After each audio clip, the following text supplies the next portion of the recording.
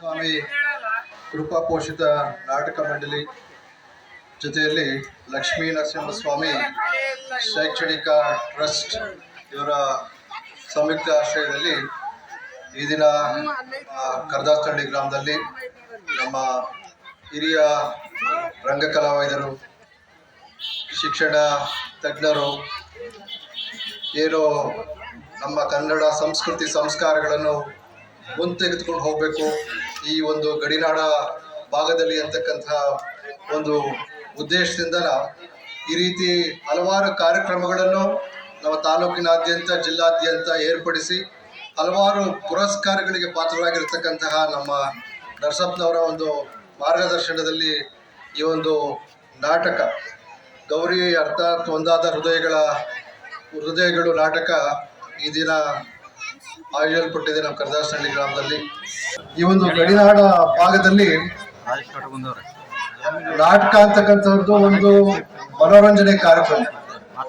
ನಾಟಕದಿಂದ ಹೊರಹೊಮ್ಮತಕ್ಕಂಥ ಸಾಮಾಜಿಕ ನಾಟಕ ಇರ್ಬೋದು ಅಥವಾ ಐತಿಹಾಸಿಕ ಪೌರಾಣಿಕ ನಾಟಕಗಳಿರ್ಬೋದು, ಆ ನಾಟಕದಿಂದ ಹೊರಹೊಮ್ಮತಕ್ಕಂಥ ಒಂದು ಸಂದೇಶವನ್ನು ನಾವೆಲ್ಲರೂ ಕೂಡ ತಿಳ್ಕೋಬೇಕು ಅಂತಕ್ಕಂಥದ್ದು ಒಂದು ಉದ್ದೇಶದಿಂದ ಮನೋರಂಜನೆ ಒಂದ್ ಕಡೆ ಆದ್ರೆ ಕನ್ನಡದ ಒಂದು ಸಂಸ್ಕೃತಿ ಹಿರಿಮೆಗಳನ್ನು ಎತ್ತಿಡ್ತಕ್ಕಂಥ ಒಂದು ಪ್ರಯತ್ನ ಮತ್ತೊಂದು ಕಡೆ, ಜೊತೆಯಲ್ಲಿ ಸಮಾಜದಲ್ಲಿ ಪ್ರತಿಯೊಬ್ಬರು ಕೂಡ ಈ ನಾಟಕಗಳಿಂದ ಸಂಸ್ಕಾರ ಸಂಸ್ಕೃತಿಯನ್ನು ತಮ್ಮ ಜೀವನದಲ್ಲಿ ಅಳವಡಿಸ್ಕೋಬೇಕು ಅಂತಕ್ಕಂಥದ್ದು ಒಂದು ಉದ್ದೇಶದಿಂದ ಗ್ರಾಮಗಳಲ್ಲಿ ನಾಟಕಗಳನ್ನು ಆಯೋಜನೆ ಮಾಡ್ತಕ್ಕಂಥದ್ದು.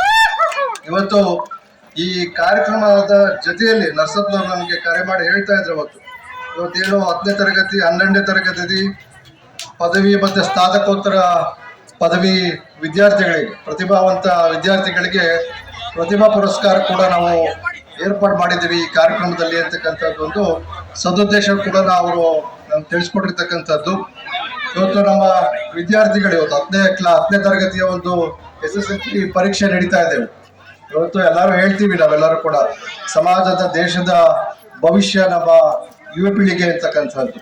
ಇವತ್ತು ನುರಿತ ಶಿಕ್ಷಕರಿದ್ದಾರೆ, ಪ್ರತಿಯೊಬ್ಬರು ಕೂಡ ಶಿಕ್ಷಕರೇ. ಇವತ್ತು ಇಲ್ಲಿರ್ತಕ್ಕಂಥ ವೇದಿಕೆಯಲ್ಲಿ ಇರ್ತಕ್ಕಂಥ ಪ್ರತಿಯೊಬ್ಬರು ಕೂಡ ಅವ್ರದೇ ಆದಂತಹ ಒಂದು ನಿಟ್ಟಿನಲ್ಲಿ ಸಮಾಜಕ್ಕೆ ಕೊಡುಗೆಯನ್ನು ಕೊಟ್ಟಿರ್ತಕ್ಕಂಥದ್ದು.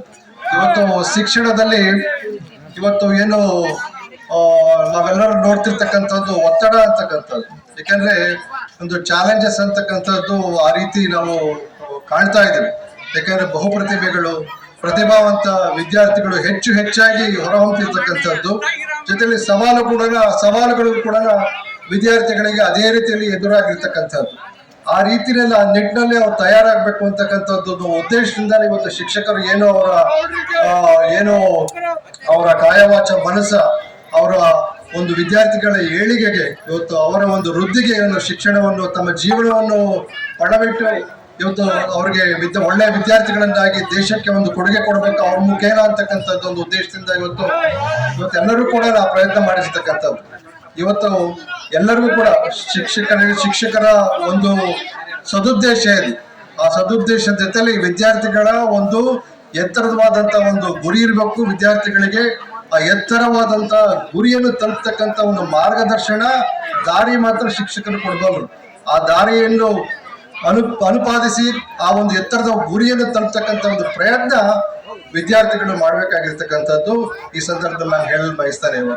ಯಾಕಂತ ಹೇಳಿದ್ರೆ ಇವತ್ತು ಒತ್ತಡ ಅಂತಕ್ಕಂಥದ್ದು ಯಾವುದೇ ಒಂದು ಸಂಗತಿಯಲ್ಲೂ ಕೂಡ ಒತ್ತಡ ಅಂತಕ್ಕಂಥದ್ದು ಇವತ್ತು ವಿದ್ಯಾಭ್ಯಾಸದಲ್ಲಿರ್ಬೋದು ಅಥವಾ ಉದ್ಯೋಗದಲ್ಲಿರ್ಬೋದು ಅಥವಾ ಮತ್ತೊಂದು ವ್ಯಾಪಾರ ವಹಿವಾಟುಗಳಲ್ಲಿರ್ಬೋದು, ಎಲ್ಲರಿಗೂ ಕೂಡ ಒತ್ತಡ ಅಂತಕ್ಕಂಥದ್ದು ಇರ್ತಕ್ಕಂಥದ್ದು. ಆದರೆ ಒತ್ತಡದ ಜೀವನದಲ್ಲಿ ಈ ಒಂದು ಮನೋರಂಜನೆಯ ಜೊತೆಯಲ್ಲಿ ನಮ್ಮ ಮನಸ್ಸನ್ನು ಹೇಗೆ ಹಗುರು ಮಾಡಿಕೊಡ್ಬೇಕು, ಹೇಗೆ ತಿಳಿ ಮಾಡಿಕೊಡ್ಬೇಕು ಅಂತಕ್ಕಂಥದ್ದು ಒಂದು ಉದ್ದೇಶ ನಾವೆಲ್ಲರೂ ಕೂಡ ಬೆಳೆಸ್ಕೋಬೇಕಾಗಿದೆ. ಆ ಬೆಳೆಸ್ಕೊಳ್ಳ ಒಂದು ನಿಟ್ಟಿನಲ್ಲಿ ಈ ರೀತಿ ಮನೋರಂಜನೆ ಕಾರ್ಯಕ್ರಮಗಳು ಹಳ್ಳಿ ಗ್ರಾಮಗಳಲ್ಲಿ ಗಡಿನಾಡ ಭಾಗಗಳಲ್ಲಿ ಪ್ರತಿಯೊಂದು ಗ್ರಾಮಗಳಲ್ಲೂ ಕೂಡ ಏರ್ಪಾಡಾಗಬೇಕಾಗಿದೆ. ಇವತ್ತು ವಿದ್ಯಾರ್ಥಿಗಳಿಗೆ ಒಂದು ಮಾತನ್ನು ಹೇಳಬೇಕಾಗುತ್ತೆ. ಇವತ್ತು ಒತ್ತಡದ ಜೀವನದಲ್ಲಿ ಮಂಕುತಿಮ್ಮದ ಕಗ್ಗದ ಒಂದು ಪದ ನನಗೆ ಜ್ಞಾಪಕ ಆಗಿದೆ. ಡಿ.ವಿ. ಗುಂಡಪ್ಪನವ್ರು ಹೇಳಿರ್ತಕ್ಕಂಥದ್ದು, ಕೊಳದ ಜಲ ನಿನ್ನ ಮನ ಲೋಕ ಅದರೊಳಗೆ ತಳದ ಕಸ ತೇಲುತ್ತ ಬಗ್ಗಡದಿ ಹೋದವುದೇ. ಕನಕದೆ ಹದ್ದದೆ ಕೊಂಚ ಬಿಟ್ಟಿರ್ತೊಡೆ ತಿಳಿಯುವುದು ಶಾಂತಿಯಲ್ಲಿ ಮಂಕುತಿಮ್ಮ ಅಂತಕ್ಕಂಥದ್ದು. ಈ ಒಂದು ಜಗತ್ತಿನಲ್ಲಿ ಎಲ್ಲರೂ ಒಬ್ಬ ಮನುಷ್ಯನ ಒಂದು ವಿರುದ್ಧ ಅಥವಾ ಅವನ ಒಂದು ಏಳಿಗೆಯನ್ನು ಸಹಿಸಲಾದ ಮತ್ತೊಬ್ಬರು ಮಾತಾಡ್ತಾರೆ. ಈ ಜಗತ್ತಿನಲ್ಲಿ ಸಮಾಜದಲ್ಲಿ ಇರ್ತಕ್ಕಂಥ ಕಸವನ್ನ ನಮ್ಮ ತಲೆ ಒಳಗಡೆ ನಾವು ತಂದ್ಕೊಂಡ್ರೆ ಮೆದುಳಲ್ಲಿ ಇರ್ತಕ್ಕಂಥ ಕಸ ಮೇಲೆತ್ತಿ ನಮ್ಮ ಮನಸ್ಸು ಇನ್ನೂ ಕಲುಷಿತಗೊಳ್ಳುತ್ತೆ.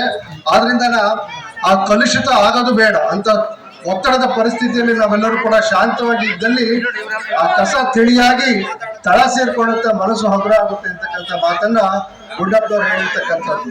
ಆದ್ರಿಂದ ಆ ಮನಸ್ಸು ಹಗುರ ಆಗ್ಬೇಕು ಅಂತ ಹೇಳಿದ್ರೆ ಈ ರೀತಿ ಮನೋರಂಜನೆ ಕಾರ್ಯಕ್ರಮಗಳು ನಾಟಕದ ಮುಖೇನ ಆಗ್ಬೇಕು ಅಂತಕ್ಕಂಥದ್ದು ನಮ್ಮೆಲ್ಲರ ಸದುದ್ದೇಶ ಆಗಿದೆ.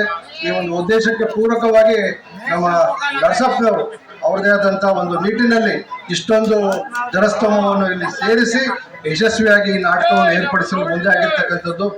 ನಾಟಕ ಯಶಸ್ವಿಯಾಗಿ ಮುಂದುವರಿಲಿ ಆಗ್ಲಿ ತಮ್ಮೆಲ್ಲರ ಒಂದು ಆಶೀರ್ವಾದದಿಂದ ನಾವೆಲ್ಲರೂ ಕೂಡ ಇದನ್ನು ನೋಡ್ತಕ್ಕಂಥ ಒಂದು ಸಂದರ್ಭ ಇವತ್ತು ಬಂದಿದೆ. ಇವತ್ತು ಎಲ್ಲರೂ ಕೂಡ ನಾವು ಇವತ್ತು ಪ್ರತಿಭಾ ಪುರಸ್ಕಾರರ ಜೊತೆಯಲ್ಲಿ ಇವತ್ತು ಕಲಾವಿದರು ಅವರಷ್ಟು ಶ್ರಮ ಪರಿಶ್ರಮ ಬಹುಶಃ ಯಾಕೆಂದ್ರೆ ಒಂದು ಪಾತ್ರದಲ್ಲಿ ಮುಳುಕಿ ಪಾತ್ರವೇ ತಾನಾಗಿ ಅಭಿನಯ ಮಾಡ್ತಕ್ಕಂಥದ್ದು ಬಹು ಕಷ್ಟ.